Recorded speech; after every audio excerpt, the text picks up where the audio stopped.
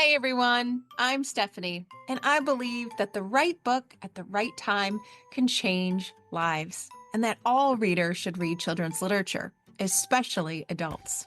So that's what we do here on the KidLit Love podcast. We celebrate all things children's literature: picture books, early readers, middle grade, and young adult novels for readers of all ages. In each episode, we'll talk with children's literature authors and discuss their books, their hopes, their dreams for readers, their writing process, and much, much more. Whether you're an adult reading to their inner child or connecting the young readers in your life with fantastic books, you've come to the right place. So grab a notebook to build your TBR, and let's get to today's episode of KidLit Love.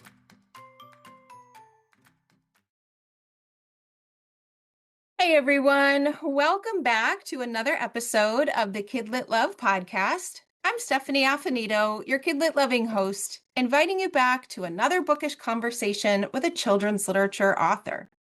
Today I'm talking with Kat Maconie. Kat is here to talk about her debut picture book, What Kind of Shoes Does a Hippopotamus Choose? Kat's iconic shoe designs are instantly recognizable by their dazzling color palette, and she's channeled that creativity into a whimsical picture book about different animals and the kinds of shoes they wear. It's so much fun. It is a true delight to read, and it's sure to spark some creativity and conversation about our own shoe choices. I can't wait to share it with you, so we're going to get right to the episode. Kat, welcome to KidLit Love. I'm so glad you're here today. Oh, well, thank you so much for having me. It's such an honor to be on here. So thank you. Oh, you are most welcome. I mean, first, I always love having conversations with debut children's book authors. There's just a kind of energy that can't really be replicated when someone is talking about their very first book going into the world. But second, I'm just fascinated by you and your background and your beautiful shoes, and I'm just glad I get to pick your brain about a couple of things today. So I think we're all in for a colorful, delightful treat today. Oh, well, thank you.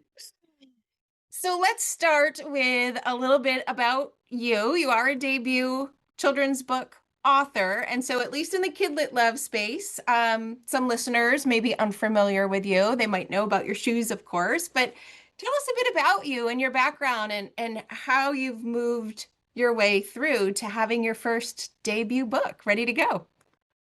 Oh, well, I mean, to be honest with you, I think, I was very, very passionate about literature as a child and as a teenager. And, I studied English literature for my A levels, which you guys don't have, which that's the bit before university. But we studied some incredible books, The Handmaid's Tale and Orange is Not the Only Fruit. So we did, I was, that was really, but that, to be honest with you, was kind of when my apart from reading books avidly, that's when sort of literature did stop for me in that sense. But then I sort of I was very I'm very entrepreneurial, and I always wanted to set up my own fashion brand. I went and got some experience with some London-based fashion houses, and I worked for a company called Whistles, which is a sort of mid-market sort of retailer in the UK, and I was on their buying team. But I was working so many hours a day doing that, and there wasn't time to sort of start building my own brand. So funnily enough, I actually ended up in fashion recruitment of all things, which was where I worked for 2 years while setting up my brand. And it was a crazy, crazy time because I was, in this kind of corporate world where I'd have a suit and I'd be working all day. And then on my lunch break, what I would do is I would have a little bag of samples of these shoes I'd made, and I'd race across Soho, where I rented a tiny little meeting room, and meet all these sort of big shoe buyers. So like Harvey Nichols, John Lewis, Selfridges, all these sort of very, very big buyers. And I'd get my suitcase out and I'd show them my samples. By which point I forgot to mention, I'd be quickly getting out of my corporate outfit and putting on, you know, something more fashionable to wear. And then after my hour lunch break, I'd race back to the office and pretend that I, hadn't had an extended lunch break and back to my corporate world. So I lived this sort of double life for 2 years until the brand kind of started gathering traction, and we started getting into some major stores globally, which was super exciting. And I think then, which I think it has heavily influenced the book as well. Like I started manufacturing the shoes in Brazil, and I started spending more and more time in Brazil. And I'm not sure if you've been to Brazil or not, but the way they use color there is like out of this world. So they use color in a completely different way than any other country really do. I mean, they take wonderful colors and mix them together in unexpected ways, and the passion and the zest for life is just like, unreal there. It's so much fun. And I fell in love with Rio. I just wanted to move there. So that very much influenced my shoe lines, and my shoe lines were, very bold and colorful, and really, I really wanted to make them for real women that wanted to feel noticed. So I think, a lot of time we're in corporate roles, and not able to really express ourselves creatively, but these shoes are to do that. So that, every shoe that's designed really is there to make a woman feel noticed and to feel empowered. So those two things really did influence the book. But it's been a wild ride. Like, we've had Taylor Swift wearing our shoes, we've on lots of occasions, we've had Rita Ora, or like sort of lots of great celebrities. But yeah, so I mean then so ran the shoe business, but then in 2020 had my daughter Ruby, who's obviously been a really big influence on the book. I think, uh, it's funny how you forget about how kids' books like really influence you, and I just remember such happy memories. I mean, I was thinking back, so my mother used to take me to the dentist. And I used to love going to the dentist because the dentist had the best collection of picture books. Oh, that's wonderful. Yeah, and like the dentist always used to be running late. And there was a particular, like I think it was Hansel and Gretel I particularly like, but I'd always hoped that the dentist would be running late so that we could go through all the picture books. So yeah, and then obviously like Roald Dahl was an absolute, devoured Roald Dahl, like I think most kids do, and actually Ruby does now, which is really great because I think you sometimes worry that literature won't transcend generations, but that obviously does, which is Yeah. great. So we're currently reading James and the Giant Peach. Oh, um, good one. yeah. But yeah, so I think, and then, having Ruby, obviously we started, reintroducing Yeah. picture books very much came back into my life again. And I thought, God, wouldn't it be wonderful to sort of take this world that I built, in Kat Maconie, which is always all about joy and color and empowerment and fun, and not taking yourself too seriously, and creating a picture book that really represents this. So yeah, I mean, to be honest, we did toy around with quite a few different, like lots of different kind of ideas until we got to this point. But that this is how we arrived at what kind of shoes is a hippopotamus choose. So I'm sitting here, there's two things going through my head. The the enthusiasm and the passion that you have. Oh my gosh, it's like osmosis. I feel like I'm getting jazzed up just listening to you. And I'm listening going, I think you may be the most exciting person we've had on the podcast. Oh, It's all and shoes and the lunch breaks. It all sounds wonderful. It sounds like someone who has the passion and the joy to just have that important message. And I'm so glad that you funneled it into a book, and funneled it you did. What we're listening to and what we feel here, it is literally on the pages of your book. You can't help but feel this like whimsy and delight and excitement. And I don't know how you did it. You did it with words, you did it with pictures, but the book is, I now can see, is an extension of you and your passion for it. Like I can totally feel it now. I know where it came from. Why, thank you. So Uh, let's give listeners a little overview of the book. What kind of shoes does a hippopotamus choose? I would love for you to tell listeners a bit about the book and the structure, and try to give them something to think about in their minds about it if they haven't had a chance to take a peek at it yet, since it's so brand new. Well, it's a rhyming picture book, and called "What Kind of Shoes Does a Hippopotamus Choose?" And the book very much sorts to answer that very important question.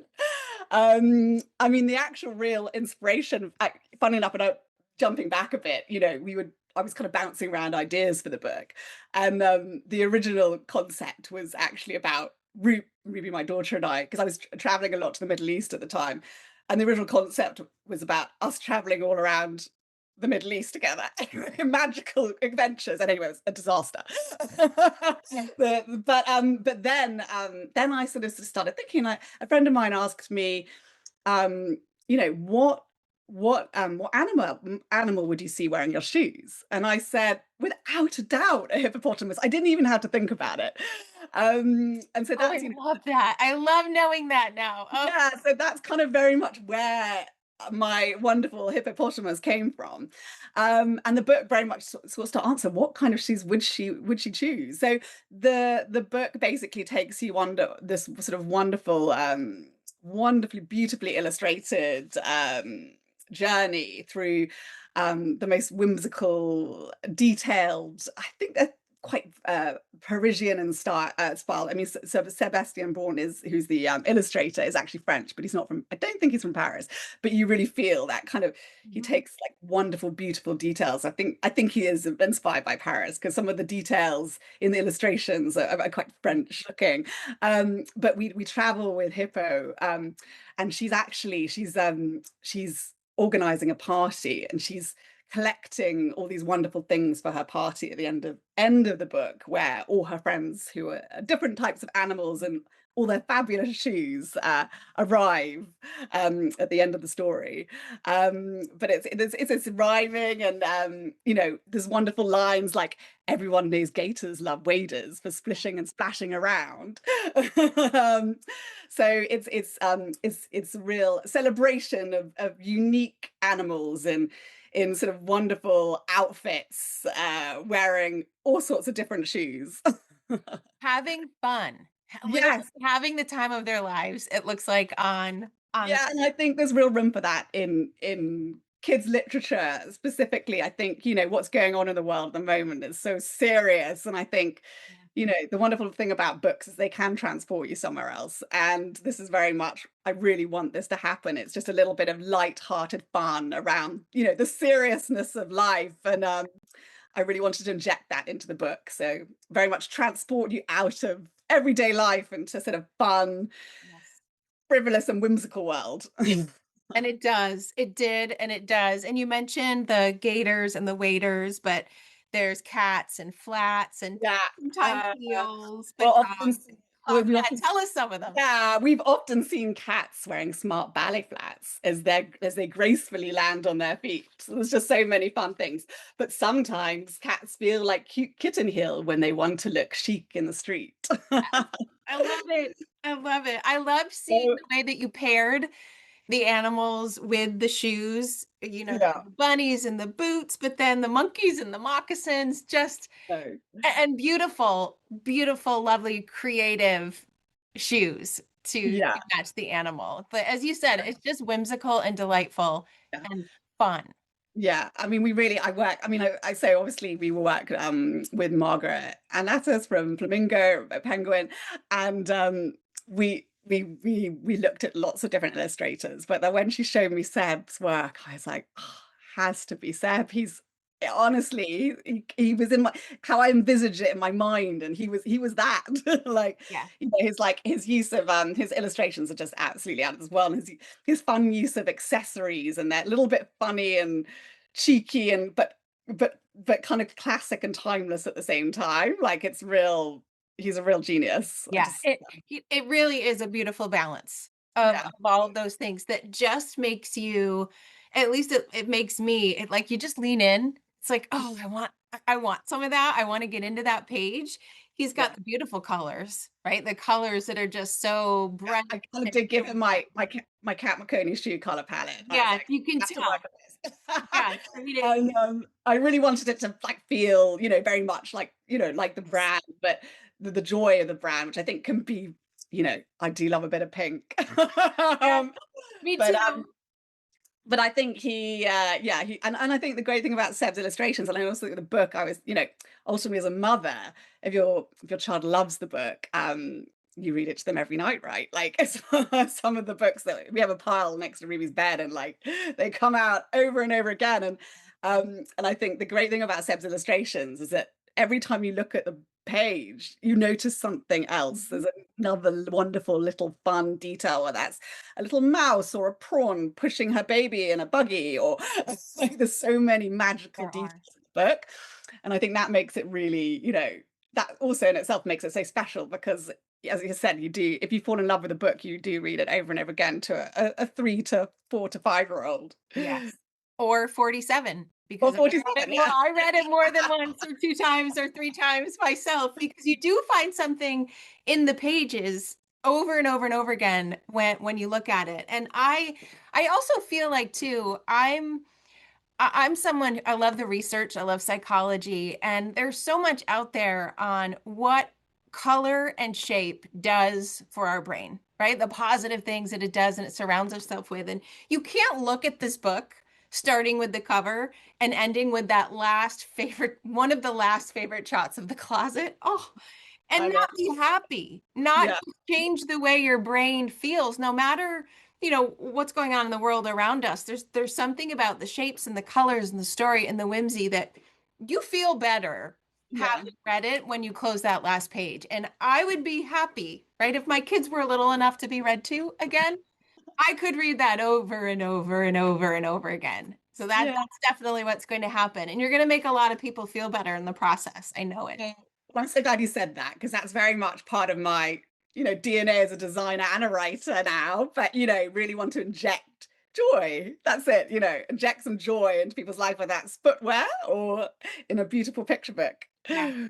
Actually, I'd love to ask you about that. How does the process of designing shoes versus writing a book, how do they line up, not line up? How is that being so creative now on both sides? I think it's, I think similar that, it's a long development process. And I think you have a starting point here, like one end, and then you wiggle your way to a completely different end. I think, Yeah. often with footwear, you know, you'll start with one thing, it'll end up being a completely different thing by the time it's sitting in the shop. And a completely different concept. Like often with shoe design, we'll start with a mood board, and we'll look at the collection at the end and like, how did we get from there to there? Like, Yeah. The process. it's moved on so much. And I think, the same creative process happens, when you're writing, and I said, like, we had some, the initial ideas were so far removed from this. Um, and ultimately, not gonna lie, getting the rhyming right with all the shoes I can imagine. not an easy feat. Yeah, like I was like, oh my goodness, like I need to find some more shoe names here. We need to maybe create Yes, some, put some yes, in Kat Maconie range. So yeah, I think it's like a sort of a wiggly woggly wiggly development process. I think that's how they swim. But also, I think, as I said, like I my brand, my footwear brand's got a very strong DNA. The brand has got a very strong DNA. And I think that very much, the joy and the color. And then, I'm making sure that I apply that to basically every creative output that I have. yeah. Yeah. Well, and I've said I don't know how many times now, but the book is fun and it's delightful and it's whimsical, but it does have this beautiful message threaded through every page to just be you and have fun and express yourself and be bright and bold and creative. It's so beautiful. I love it. I love it. Oh, thank you so much. As you think about the book going off into the world, it's brand new, at least at the time of the podcast release. It's been out in the world for a little bit. What is your hope for the book and your hope for readers as you put it into their hands? Well, from an emotional level, I just want everyone, ultimately you read books at bedtime. Well, that's when I read my daughter books. And I think I want little ones to be able to go to bed feeling relaxed and happy and full of joy. And that's really hope I really hope what this instills in the kids, that read it along with their parents, but also a sense of creativity and fun and being able to express yourself. That's it's all about, having fun and not, taking your life too seriously. So that's from an emotional perspective, but obviously, from an ambition perspective, I very much hope that we'll be learning all about, all the different handbags soon, and hopefully a sequel. But I have really big ambitions for Hippo too. Like I'm building an apparel brand around the kids' book. So, and it's very much inspired by Hippo, but it's called Hippo Parade. So we're building out a whole apparel line and accessories line, and potentially we're looking at animation as well. So lots happening. That is so exciting. And to think about a purse version of Yeah. this one. So if I were to bring you into I have a walk-in closet in my bedroom that's lined with shelves. There are books on half of the shelves. And there are shoes, of course. But I've got to say the one that tips the scales are the purses and the bags and the book bags and the Okay. you just made me so happy. There'll definitely be some Hippo bags coming very soon. In fact, yeah. I was Oh, like, I that can is show you one, but your readers can't see it. So. oh, that's wonderful. I'm excited. I'm excited because I feel like keeping that feeling that your book offers readers, I would keep reading. I would keep going like that. You just can't replicate getting a feeling from a book like that. And to know Yeah, that there may be more to come and however it appears. yeah. I'm in. Come back. Talk about all the things. I'm so grateful that you came on to launch your book here on KidLit Love, and I'm just honored to be able to push it into readers. Oh, well, I'm absolutely delighted to be on here, and I just can't thank you enough for having me. And yeah, I'm just sort of overwhelmed with excitement about the book and launching. I can't wait to have it's so with fashion, it's so fast, and like you make you design a shoe, but you'll have a sample like maybe even sometimes like 6 weeks later. But with a book, it's so much like especially when it's kind of, so much like passion goes into every detail and yeah, so the process is a long process, and like it's kind of magical in a way because it's just so detailed and special, every piece of it. So I can't wait to be holding a physical copy of it. I can't wait. Uh, where is the best Yeah, place? I've got the front cover. I've got the front cover that I just look at. Oh, and right from that cover, yeah, you get that feeling. Oh, I can't wait. I imagine, holding shoes, holding books, it will be pretty special. Oh, thank you. Where's the best place for listeners to find you online so they can keep up with you and keep track of some of the other things that might be coming in the future?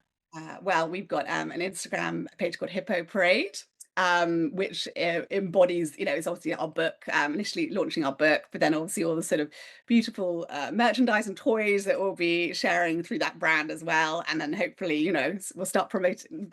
Animation actually takes almost as long as book to produce, so I think that might be slightly later down the line. But yeah, so it's very exciting.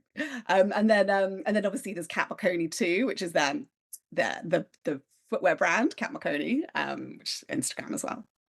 Okay. I will be sure to put links to those places in the show notes to make it easy for listeners to find you. And of course, I will put links to your beautiful picture book so that everybody can find that as They well. can be found on Penguin website, but I think that'd be fantastic if you could put a link there Yes, because I want everyone to experience the joy of I do it. too. I do too. Listeners will feel the joy, I know, in this episode, and they'll feel it even more when they get to hold the book. Thank you so much. This was such a fun conversation. Oh, thank you so much for having me.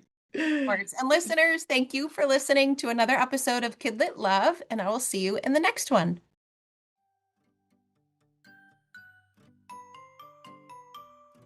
Thanks for listening to today's episode of the KidLit Love podcast. You'll find links to all of the books, resources, and ideas mentioned in the show notes and at alitlife.com.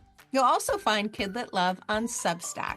That's where you'll find posts for each episode, monthly KidLit roundups, and an invitation to join my summer book club and go deeper into the world of children's literature.